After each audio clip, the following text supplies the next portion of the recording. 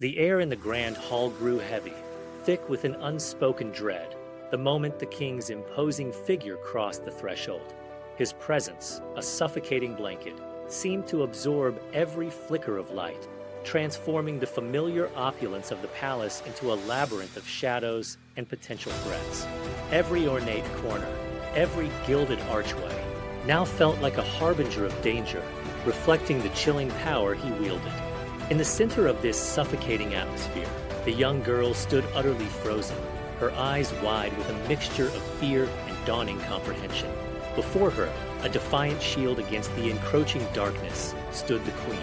Her posture was regal, unyielding, a silent promise of protection. The king's voice, a low, resonant rumble, then cut through the tense silence, echoing off the stone walls with an almost predatory calm.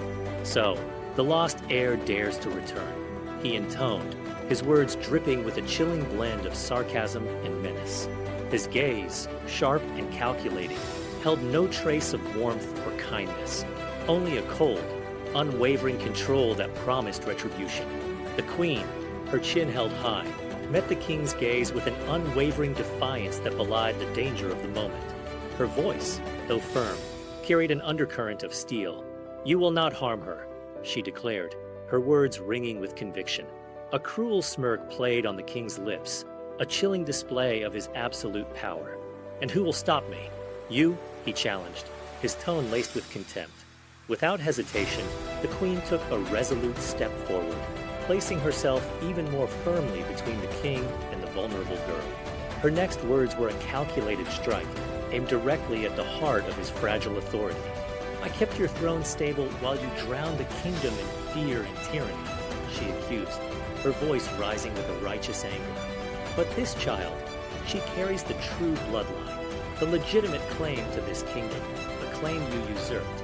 Gasps, soft but audible, rippled through the assembled servants and advisors, their fear momentarily overshadowed by the queen's shocking revelation. The young girl, hearing these words, felt a sickening twist in her stomach, a cold dread coiling within her. Her voice, barely a whisper, was filled with a terrible realization. He murdered my father, didn't he?" she asked, her eyes pleading for the truth. The queen, her own pain evident, closed her eyes for a brief, agonizing moment before confirming the devastating truth. "Yes," she whispered, the single word a heavy burden. The king, surprisingly, did not deny it. His silence was a chilling admission, a testament to his ruthless ambition. The king, his voice devoid of emotion, finally broke the silence. "Your father was weak," he stated, his words cutting through the air like a blade.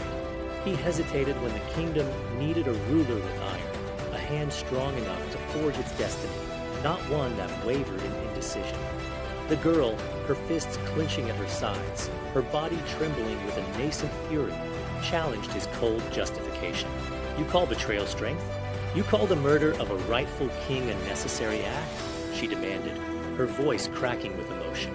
The king, unperturbed, took a deliberate step closer, his shadow falling over her. "I call it survival," he countered, his eyes gleaming with a dangerous conviction. "Your father wanted peace, a naive dream in a world of wolves. But peace doesn't win crowns, nor does it secure power. It only invites weakness and conquest." His words were a chilling philosophy, a window into his ruthless mind. The girl's eyes, once filled with fear, now welled with tears, not from terror, but from a burning, incandescent rage that threatened to consume her. A new, even more painful question escaped her lips, barely a whisper. "Then why kill my mother? What purpose did her death serve in your twisted quest for power?" The king, a flicker of something unreadable in his eyes, tilted his head slightly, a gesture of casual indifference that was more horrifying than any outburst. "I didn't need 2 reminders of the throne I stole," he replied, his voice flat, utterly devoid of remorse. The queen, witnessing this callous admission, gasped aloud, a sound of pure disgust and horror escaping her lips. The king's words were a stark revelation of his depravity, a testament to the depths of his ambition and cruelty. Suddenly, a sharp, metallic scrape echoed from the shadows behind them, a sound that sent a shiver down every spine in the hall. From the deepest recesses of the palace, a masked assassin emerged, his movements fluid and silent, a harbinger of impending doom. He moved with a chilling efficiency, dropping to one knee before the king, his head bowed in subservience. "My king," he intoned, his voice muffled by the mask, yet carrying an undeniable authority. "The palace is sealed. Every exit, every hidden passage is secured. No one leaves alive until the girl is dead."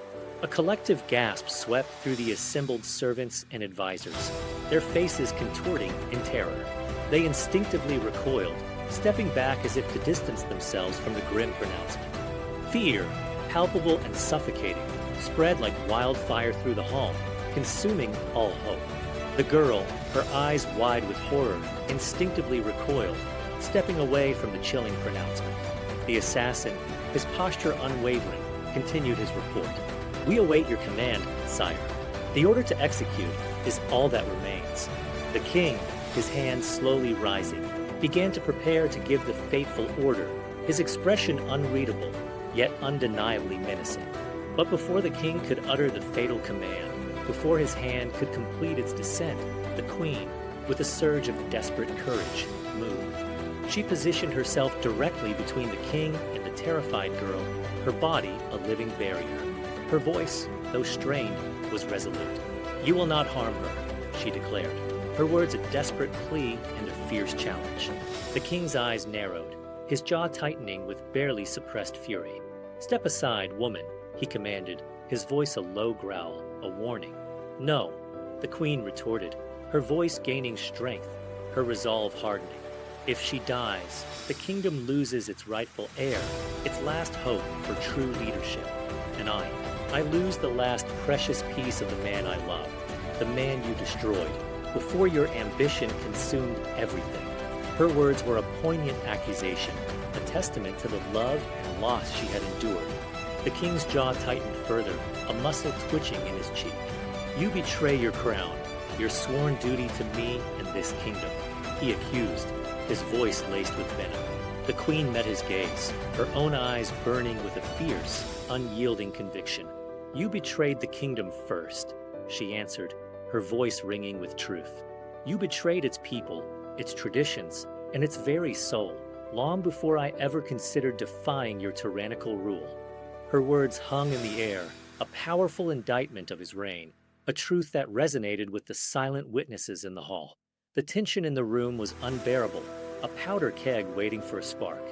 With a sharp, decisive snap of his fingers, the king unleashed his fury.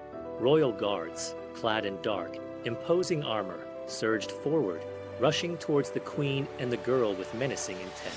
Without a moment's hesitation, the queen grabbed the girl's hand, her grip firm and urgent. "Run," she commanded, her voice a desperate cry that cut through the sudden chaos. The grand hall erupted into a maelstrom of sound and motion. The masked assassin, swift and deadly, drew his gleaming blade, its metallic whisper adding to the cacophony. Royal guards clashed with unseen forces, their armor ringing like a death knell. Servants, screaming in terror, scattered in every direction, desperate to escape the unfolding violence. The girl, propelled forward by the queen, risked a glance back at the king. His cold, cruel smile remained unchanged, a chilling testament to his unwavering resolve. "You cannot escape destiny," the king's voice boomed, cutting through the din, a chilling promise of relentless pursuit.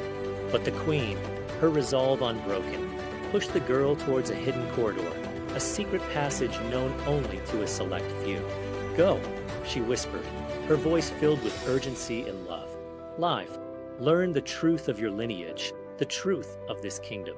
Take back what is rightfully yours, what was stolen from your family." Behind them, the flickering light of torches ignited, casting dancing shadows as more guards poured into the hall. The clang of steel on steel intensified, a symphony of violence. And the ancient palace itself seemed to tremble, its very foundations shaking as the rightful heir, guided by the queen's sacrifice, fled for her life into the unknown. The fate of the kingdom now rested on her escape.